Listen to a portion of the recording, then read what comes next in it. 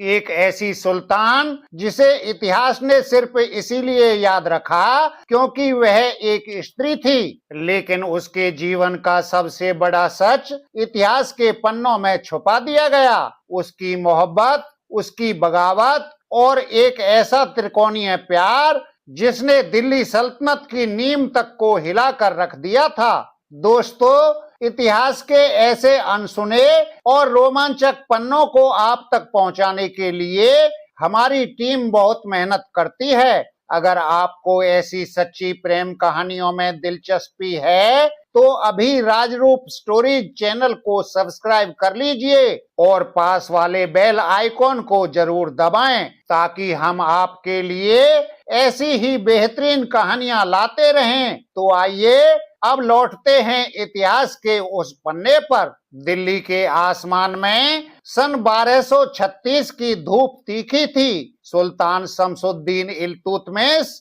अपनी अंतिम सांसें गिन रहा था। अपने बेटों को नाकाबिल देखकर उसने एक ऐसा फैसला लिया जिसने रूढ़िवादी दरबारी सरदारों के पैरों तले जमीन खिसका दी। उसने अपने किसी बेटे को नहीं बल्कि अपनी सबसे योग्य और बहादुर बेटी रजिया को अपना उत्तराधिकारी घोषित किया। इल्तुतमिश की मौत के बाद वही हुआ जिसका डर था।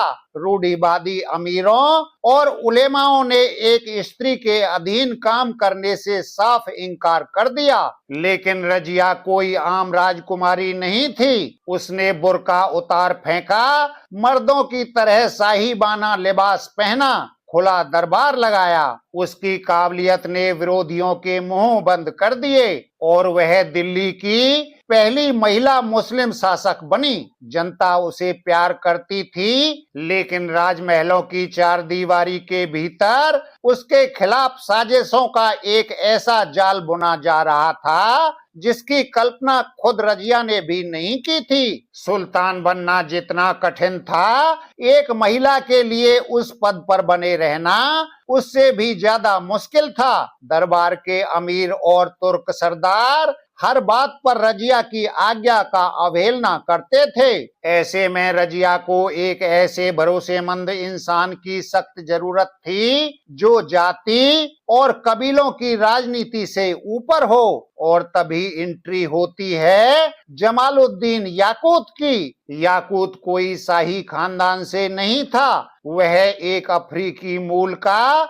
हबशी गुलाम था जिसे अपनी बुद्धिमत्ता, वफादारी और शालीनता के कारण दरबार में उच्च स्थान मिला था। रजिया ने याकूत की प्रतिभा को पहचाना और उसे शाही अस्तबल का प्रधान नियुक्त कर दिया। याकूत सिर्फ एक वफादार अधिकारी नहीं था, वह रजिया का सबसे बड़ा संबल बना। जब भी दरबार में कोई षड्यंत्र होता, याकूत चट्टान की तरह रजिया के साथ खड़ा रहता। धीरे धीरे दोनों के बीच का यह प्रशासनिक रिश्ता एक गहरे और अटूट भावनात्मक जुड़ाव में बदलने लगा। महलों के सन्नाटे में जब रजिया अपने राज्य की चिंताओं से थक जाती तो याकूत की बातें उसे सकून देती। इतिहास के कुछ फारसी ग्रंथ इस बात का जिक्र करते हैं कि रजिया और याकूत के बीच की नजदीकियां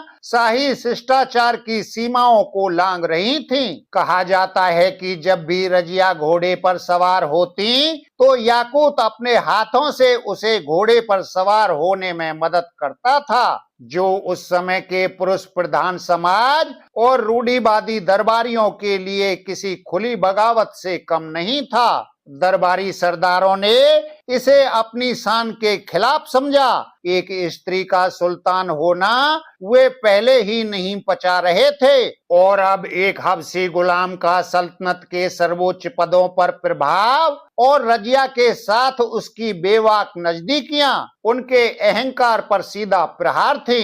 राजधानी दिल्ली के भीतर सुलगती यह चिंगारी अब एक भयानक आग का रूप ले रही थी।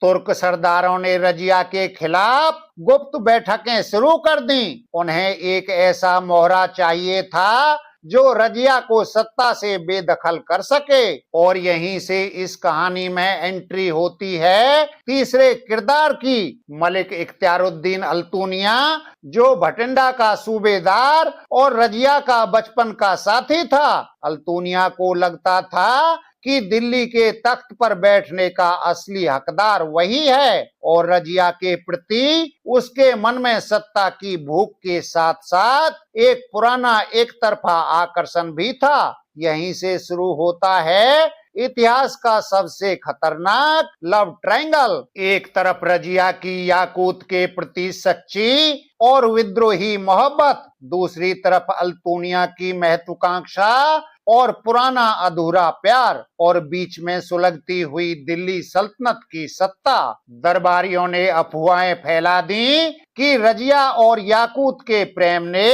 सल्तनत की इज्जत को दांव पर लगा दिया है। अल्तुनिया ने भटिंडा में बगावत का झंडा बुलंद कर दिया।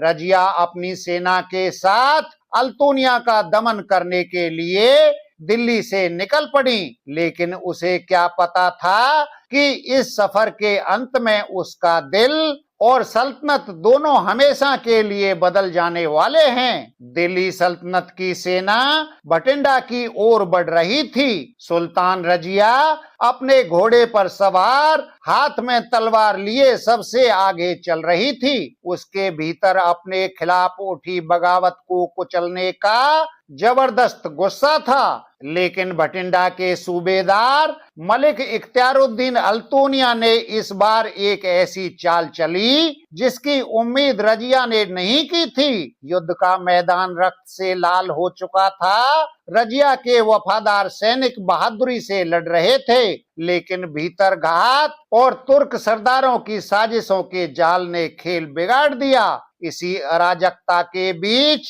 अल्तुनिया की सेना ने रजिया के सबसे बड़े संबल जमालुद्दीन याकूत को घेर लिया। याकूत ने अपनी आखिरी सांस तक बहादुरी से मुकाबला किया, लेकिन संख्या बल ज्यादा होने के कारण उसे बेरहमी से कत्ल कर दिया गया। जब रजिया ने अपनी आंखों के सामने अपने सबसे करीबी इंसान, अपने भरोसे के प्रतीक याकूत को देखा तो उनका दिल अंदर से टूट गया। याकूत की मौत के बाद रजिया अकेली पड़ गई। दुश्मन सैनिकों ने उसे चारों तरफ से घेर लिया और बंदी बना लिया। दिल्ली की महान सुल्तान अब भटिंडा के किले में एक कैदी बनकर बंद थी। अल्तुनिया अपने मकसद में कामयाब हो चुका था। उसने दिल्ली की मलिका को हरा दिया था, लेकिन जब अल्तुनिया ने कैद खाने में जाकर रजिया की आंखों में देखा तो उसे वहां हार का डर नहीं, बल्कि अंगारों जैसी दहकती हुई आग और बेइंतहा नफरत दिखाई दी। इतिहास यहाँ एक बेहद दिलचस्प और चौंकाने वाला मोड़ लेता है। अल्तुनिया के मन में रजिया के प्रति जो एक तरफा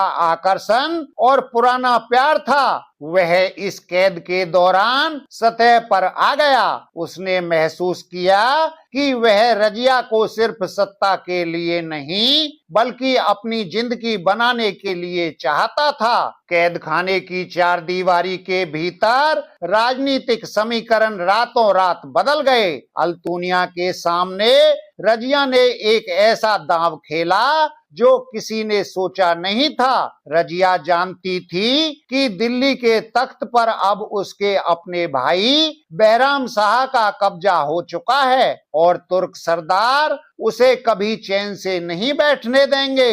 अपनी खोई हुई सल्तनत को वापस पाने के लिए रजिया ने अपने सबसे बड़े दुश्मन अल्तुनिया के सामने एक प्रस्ताव रखा। यदि अल्तुनिया दिल्ली पर दोबारा कब्जा करने में उसकी मदद करे तो वह उसे अपना हमसफर बनाने के लिए तैयार है। अल्तुनिया के लिए यह किसी सपने के सच होने जैसा था। सत्ता की महत्वाकांक्षा और एक तरफा मोहब्बत का यह मिलन इतिहास का एक अनोखा समझौता बन गया। दोनों ने निकाह किया और अपनी संयुक्त सेना लेकर दिल्ली की तरफ कूच कर दिया। जब रजिया और अल्तुनिया की संयुक्त सेना ने दिल्ली की ओर रुख किया तो दिल्ली के नए शासकों के पैरों तले जमीन खिसक गई। सुल्तान बहराम शाह की विशाल सेना ने कैथल के पास रजिया और अल्तुनिया को घेर लिया। दोनों पक्षों के बीच घमासान युद्ध हुआ, लेकिन इस बार किस्मत उनके साथ नहीं थी। लगातार संघर्ष, अपनों की गद्दारी और संसाधनों की कमी के कारण रजिया और अल्तुनिया की सेना हार की कगार पर पहुंच गई। अंधेरा होने पर जब सेना तितर-बितर हो गई तो रजिया और अल्तुनिया को अपनी जान बचाकर भागना पड़ा। वे हरियाणा के कैथल के जंगलों में पहुंचे, जहां वे पूरी तरह थक चुके थे। कुछ इतिहासकारों के अनुसार रात के अंधेरे में कुछ स्थानीय डकैतों और उनके ही बचे हुए सैनिकों ने पैसों और गहनों के लालच में सोते हुए रजिया और अल्तुनिया पर हमला कर दिया और सन 1240 में उन दोनों की बेरहमी से हत्या कर दी गई। इस तरह दिल्ली सल्तनत की पहली और आखिरी महिला सुल्तान की कहानी का अंत हो गया। रजिया की जिंदगी सिर्फ एक तख्त की कहानी नहीं है, यह एक ऐसी स्त्री की कहानी है जिसने अपने समय के रूढ़िवादी समाज को चुनौती दी, याकूत के साथ बेखौफ मोहब्बत की, अल्तुनिया के साथ राजनीतिक समझौता किया और इतिहास के पन्नों में अमर हो गई।